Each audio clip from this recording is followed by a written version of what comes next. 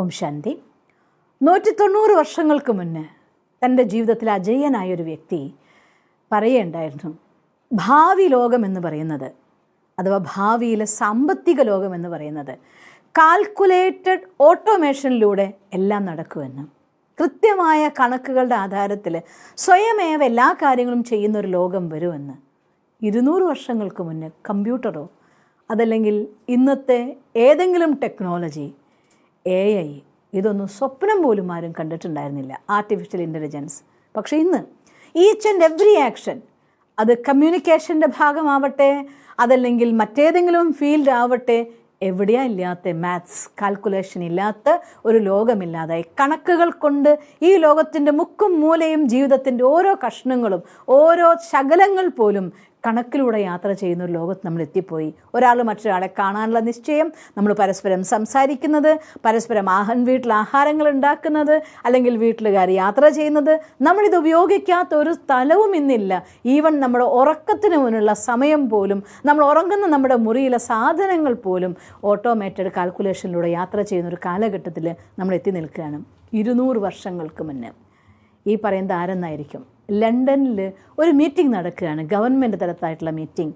ആ മീറ്റിങ്ങിൽ അന്നത്തെ ചർച്ചാ വിഷയം വഴി വിളക്കുകളുടെ എണ്ണം കാരണം കൊണ്ട് ഒരുപാട് ഇലക്ട്രിസിറ്റിയുടെ യൂസ് വരുന്നുണ്ട് എന്നും, ഇത്രയധികം വഴിവിളക്കുകൾ നമുക്ക് ആവശ്യമില്ല, അതുകൊണ്ട് സ്ട്രീറ്റ് ലൈറ്റ്സിൻ്റെ എണ്ണം കുറയ്ക്കണം എന്ന് ചർച്ച ചെയ്തു.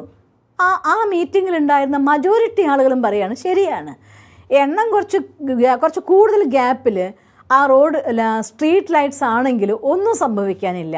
ആ ഗ്യാപ്പുകളുടെ എണ്ണം കൂടിയെന്ന് പറഞ്ഞിട്ട് കുറച്ച് ലൈറ്റ് കുറയായിരിക്കും, എന്നാലും ഇപ്പോൾ ഇത്ര വലിയ പ്രശ്നം എന്താ ഉള്ളത്? അതുകൊണ്ട് ഇലക്ട്രിസിറ്റിയുടെ യൂസ് കുറയ്ക്കാൻ വേണ്ടി സ്ട്രീറ്റ് ലൈറ്റ്സിൻ്റെ എണ്ണം കുറയ്ക്കാനുള്ള ബില്ല് പാസ്സാവാൻ പോകുന്ന സമയത്ത് അതിവിദഗ്ധനായിരിക്കുന്ന കണക്കിൻ്റെ ഒരു ശാസ്ത്രജ്ഞൻ അവിടെ ഉണ്ടായിരുന്നു. അദ്ദേഹം പറഞ്ഞു, അത് തീർച്ചയായിട്ടും തെറ്റായ ഒരു ചിന്താധാരയാണ്. നിറയെ വഴിവിളക്കുകൾ ഉണ്ടാവുന്ന ഒരു റോട്ടിൽ ക്രൈം കുറയും, കുറ്റകൃത്യങ്ങൾ കുറയുകയാണെങ്കിൽ പോലീസിൻ്റെ ഡ്യൂട്ടി കുറയും, പട്രോളിങ്ങിൻ്റെ ഡ്യൂട്ടി കുറയും, ജുഡീഷ്യറിയുടെ എക്സ്പെൻസസ് കുറയും, ഡയറക്റ്റ്ലി ഓർ ഇൻഡയറക്റ്റ്ലി ഗവൺമെൻറ്റിന് ഒരുപാട് ചിലവ് കുറയ്ക്കാൻ വേറെയും വഴികളുണ്ട്. അതും മാത്രമല്ല, നല്ല ലൈറ്റുള്ളതായിരിക്കുന്ന വഴികളിലൂടെ രാത്രിയിൽ യാത്രികരുടെ എണ്ണം കൂടും. രാത്രി യാത്രികരുടെ എണ്ണം കൂടുന്ന സമയത്ത് അവിടെ പല വിധത്തിലായിട്ട് രാത്രി കച്ചവടങ്ങൾ, ഫുഡായിട്ടും ഹോട്ടലായിട്ടും പല രീതിയിലുള്ളതായിരിക്കുന്ന നൈറ്റ് കോമേഴ്സ് അവിടെ ഒരുപാട് വരും. മാത്രമല്ല, വഴി വലുതാകുമ്പോൾ അവിടെ ഇങ്ങനെയുള്ളതായിരിക്കുന്ന ഡെവലപ്മെൻറ്റ് നടക്കുമ്പോൾ സ്വാഭാവികമാണ് അവിടുത്തെ ഭൂമിയുടെ വില കൂടും, റിയൽ എസ്റ്റേറ്റിൻ്റെ കച്ചവടമൊക്കെ അവിടെ നല്ല ശക്തമായിട്ട് വരാൻ തുടങ്ങും, ഗവൺമെൻറ്റിലേക്ക് ഒരുപാട് പൈസ ഇൻഡയറക്റ്റ്ലി ഒഴുകിയെത്താൻ തുടങ്ങുമെന്ന്. അന്നത്തെ ആളുകൾ ചിന്തകളുടെ എത്രയോ പല മടങ്ങിയ അവസ്ഥയിൽ അദ്ദേഹം എത്തുകയും അത് പിന്നീട് കണക്കുകൾ കൊണ്ട് ലോകത്തെ ജീവിതത്തെ മാറ്റിമറിക്കാം എന്ന് അറിയുന്നൊരവസ്ഥയിലെത്തുകയും ചെയ്തു. ഈ പറഞ്ഞ ആൾ ആരാണെന്നല്ലേ? ആദ്യത്തെ ഹോം കമ്പ്യൂട്ടർ കണ്ടെത്തിയതായിരിക്കുന്ന ചാൾസ് ബാബേജിനെ കുറിച്ചാണ് ഇന്ന് ഞാൻ നിങ്ങളുടെ അടുത്ത് പറഞ്ഞു തന്നത്. അദ്ദേഹത്തിൻ്റെ ജീവിതത്തിൽ സ്വന്തമാക്കിയൊരു പ്രിൻസിപ്പിൾ ഉണ്ടായിരുന്നു. അതിൽ ഒന്നാമത്തെ കാര്യം അദ്ദേഹം പറയുന്നത് എക്സ്ട്രീം ടൈം ബ്ലോക്ക് എന്നാണ്. സമയം എന്നത് ഒരു മനുഷ്യന് ഭഗവാൻ കൊടുത്ത വലിയ നിധിയാണെന്നും അതിനെ കൃത്യമായി ഉപയോഗിക്കുക വഴി ഒരാൾക്ക് എവിടേക്ക് വേണമെങ്കിലും എത്താൻ സാധിക്കുമെന്നതാണ്. അദ്ദേഹം പുലർച്ചെ 4 മുതൽ 7 വരെയുള്ള സമയത്ത് കോംപ്ലക്സ് ഐഡിയാസിന് വേണ്ടിക്കൊണ്ട്, അതിനെക്കുറിച്ച് കോംപ്ലക്സ് കാൽക്കുലേഷന് വേണ്ടിക്കൊണ്ട് സമയം കണ്ടെത്തും. കാരണം യാതൊരു രീതിയിൽ ഒരാൾ വരില്ല, ഒരു കാര്യം സംസാരിക്കില്ല, അല്ലെങ്കിൽ മറ്റൊരാളുടെ കോൾ ഉണ്ടായിരിക്കും, ഒരു വിധത്തിലും അദ്ദേഹത്തിൻ്റെ ചിന്തകൾ മാറിപ്പോകാത്ത, അന്തരീക്ഷ മണ്ഡലത്തിൽ നിന്നുപോലും അതിന് ഡിസ്റ്റർബൻസ് ഉണ്ടാവാത്ത സമയം, ബ്രഹ്മമുഹൂർത്തം, അതുപോലെ 4 to 7 ടൈം അദ്ദേഹം കോംപ്ലക്സ് കാൽക്കുലേഷന് വേണ്ടി യൂസ് ചെയ്യുന്നുണ്ടായിരുന്നു. അത് കഴിഞ്ഞ ശേഷം 7 to 10 എന്നുള്ളതായിട്ടുള്ള സമയം അദ്ദേഹത്തിൻ്റെ ക്രിയേഷന് വേണ്ടിക്കൊണ്ട്, സാധനങ്ങളെ ഉണ്ടാക്കാൻ വേണ്ടിക്കൊണ്ടുള്ളതായിട്ടുള്ള മെഷീനറി കണ്ടെത്താൻ വേണ്ടിക്കൊണ്ടുള്ള സ്റ്റഡിക്ക് വേണ്ടി ഉപയോഗിച്ചിട്ടുണ്ടായിരുന്നു. 10 മണിക്ക് ശേഷം പ്രൊഡക്റ്റീവായിരിക്കുന്ന സാധനങ്ങൾ ഉണ്ടാക്കാൻ വേണ്ടിക്കൊണ്ട് അദ്ദേഹം സമയത്ത് ഉപയോഗിക്കുമായിരുന്നു. തൻ്റെ സമയത്തിൽ 1 മിനിറ്റ് പോലും വേസ്റ്റ് ആക്കാതെ ഉപയോഗിച്ചു. അങ്ങനെയാണ് ആദ്യത്തെ ഹോം കമ്പ്യൂട്ടർ കണ്ടെത്തുന്നതും കമ്പ്യൂട്ടറിൻ്റെ ലോകവുമായിക്കൊണ്ട് ലോകത്തിൻ്റെ മുന്നിൽ പ്രത്യക്ഷനാവുന്നതും. രണ്ടാമത്തെ അദ്ദേഹത്തിൻ്റെ ചിന്താധാരയായിരുന്നത് സ്ട്രാറ്റജിക് ഐസൊലേഷൻ എന്നാണ്. ഒരു മനുഷ്യൻ സ്ഥിരമായിട്ട് ഓടുമ്പോൾ, ഏതൊരു മെഷീനാണെങ്കിൽ പോലും അതിന് ഇത്രയും സമയത്തെ വർക്ക് കഴിഞ്ഞാൽ അതിന് കുറച്ച് സമയം പണി അതിനെ സ്റ്റോപ്പ് ചെയ്ത് അതിൻ്റെ ക്ലീനിങ് ചെയ്തുകൊണ്ട് റീസ്റ്റാർട്ട് ചെയ്തില്ല എങ്കിൽ വലിയ വലിയ കമ്പനികൾ മെഷീനറി പോലും പെട്ടെന്ന് പെട്ടെന്ന് നിന്നു പോവുകയും അതിലൂടെ വലിയ വലിയ നഷ്ടങ്ങൾ ഉണ്ടാവുകയും ചെയ്യും. അതുകൊണ്ട് കൃത്യമായിട്ട് സമയം കണ്ടെത്തി ഒരു വർഷത്തിൽ കുറച്ച് സമയം ഒരു മനുഷ്യൻ അവനവന് വേണ്ടി ഉപയോഗിച്ചേ പറ്റൂ.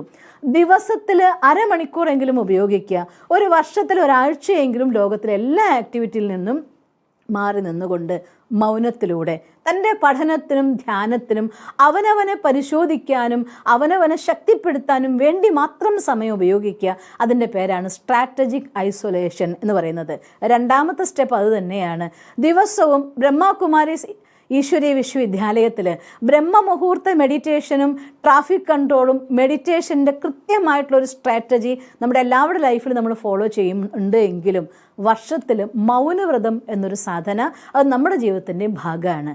ഒരു വർഷത്തിൽ 7 ദിവസം നമ്മുടെ സിസ്റ്റേഴ്സിന് വേണ്ടിക്കൊണ്ട് ടീച്ചേഴ്സിന് മൗണ്ട് അബൂവിൽ 5 ദിവസം അല്ലെങ്കിൽ 7 ദിവസം നമ്മുടെ സോണൽ ഓഫീസിൽ, ഒരു മാസത്തിൽ 1 ദിവസം അല്ലെങ്കിൽ 2 മാസത്തിൽ 1 ദിവസം നമ്മുടെ സെൻറ്ററുകളിൽ നമ്മളും മൗനമെടുത്തുകൊണ്ട് നമ്മളെ ക്ലീൻ ചെയ്യാൻ വേണ്ടിക്കൊണ്ട് നമുക്ക് ഐസൊലേഷന് വേണ്ടിക്കൊണ്ട് പുറത്തെ ആരുമായിട്ടുള്ള ബന്ധമില്ലാതെ നമുക്കൊപ്പം നമ്മൾ ഒറ്റയ്ക്കിരുന്നു കൊണ്ട് ഈശ്വരൻ്റെ ഒപ്പം ഇരുന്നു കൊണ്ട് നമ്മളെ ചാർജ് ചെയ്യാൻ വേണ്ടിക്കൊണ്ട് സമയമെടുക്കാറുണ്ട്.